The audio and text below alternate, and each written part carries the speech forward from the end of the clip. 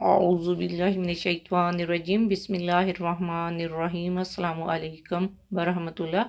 سورۃ المائدہ آیت نمبر 52۔ فترى الذين في قلوبهم مرض يسارعون فيهم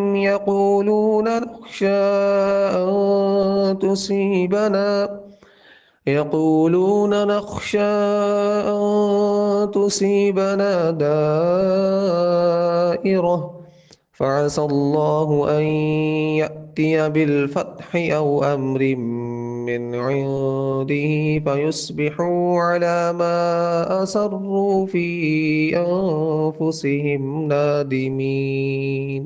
آپ ایسے لوگوں کو دیکھیں گے جن کے دلوں میں نفاق اور ذہنوں میں غلامی کی بیماری ہے کہ وہ ان یہود و نصارہ میں شامل ہونے کے لیے دوڑتے ہیں، کہتے ہیں ہمیں خوف ہے کہ ہم پر کوئی گردش نہ آ جائے، یعنی ان کے ساتھ چلنے سے شاید ہمیں تحفظ مل جائے۔ تو بعید نہیں کہ اللہ یعنی واقعتاً مسلمانوں کی فتح لے آئے یا اپنی طرف سے کوئی امر یعنی فتح کامرانی کا نشان بنا کر بھیج دے، تو یہ لوگ اس منافقانہ سوچ پا جسے یہ اپنے دلوں میں چھپائے ہوئے ہیں شرمندہ ہو کر رہ جائیں۔ اب جہاں پہ ایسے لوگوں کی بات ہو رہی ہے جو دیکھنے میں تو مسلمان لگتے ہیں، نمازیں پڑھتے ہیں، مسجد میں جاتے ہیں، نبی پاک کی محفلوں میں بیٹھتے ہیں، روزے رکھتے ہیں، تمام عبادات کرتے ہیں، لیکن ان کے دلوں میں ایک خاص بیماری ہے جس کی وجہ سے ایمان ان کے دلوں کے اندر نہیں ہے۔ اور جس بیماری کی بات ہو رہی ہے وہ کون سی بیماری ہے؟ وہ منافقت کی بیماری ہے۔ ان کے دلوں میں ایمان کی کمی ہے، تو اسی لیے منافق یہود و نصارہ کے بہت قریب ہوتے ہیں، ان کی محفلوں میں جاتے ہیں، ان کے ساتھ تعلقات رکھتے ہیں، ان سے دوستیاں کر لیتے ہیں اور پھر دوستی کی پینگیں بڑھتی ہی چلی جاتی ہیں۔ تو پچھلی آیت میں ہم نے پڑھا تھا کہ یہود و نصارہ اور کفار سے دلی دوستی نہ کی جائے۔ اب اس آیت میں ان لوگوں کے بارے میں بتایا جا رہا ہے کہ جو یہود و نصارہ اور کفار سے دوستی کرتے ہیں، اور وہ یہ دوستی کیوں کرتے ہیں؟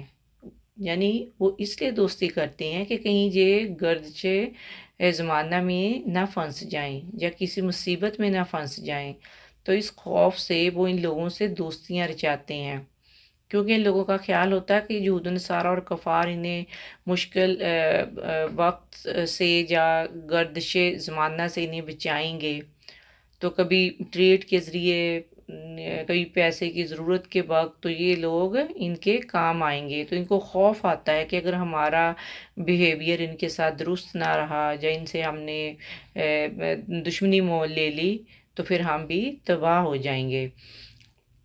لیکن جہاں اللہ سبحانہ تعالیٰ مسلمانوں کو بتا رہے ہیں کہ جب مسلمانوں کو سچی فتح نصیب ہوگی تو ان منافقین کا نام سامنے آ جائے گا یا ان کی حرکتیں سامنے آ جائیں گی۔